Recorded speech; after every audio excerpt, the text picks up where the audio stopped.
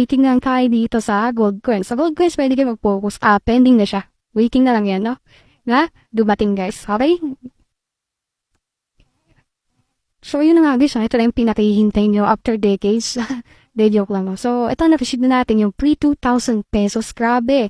Legit talaga yung bagong application na ito, no? Ito na-receive na natin. 2,000 pesos. May kita nyo ngayong araw yan. November 14, 2023, 10:29 AM ko na-receive. Okay, so 2,000 pesos. Tapos ito yung kahapon. Diba? Yung 893 pesos. Na-receive ko rin agad siya. So mabilis lang guys mag-withdraw, no? Yan, 11:30 naman ito. And ito na siya sa ating application. So makikita niya yan, no? So usig na SIM talaga yan. 893.35 tsaka 2,000 pesos. So pareho guys, ha? Ayan, so walang halong biro po yan na na-receive na natin. Yung payout natin, dalawa. So, kahapon, 13. And ngayon, 14. Worth halos 3,000 pesos lahat. Okay?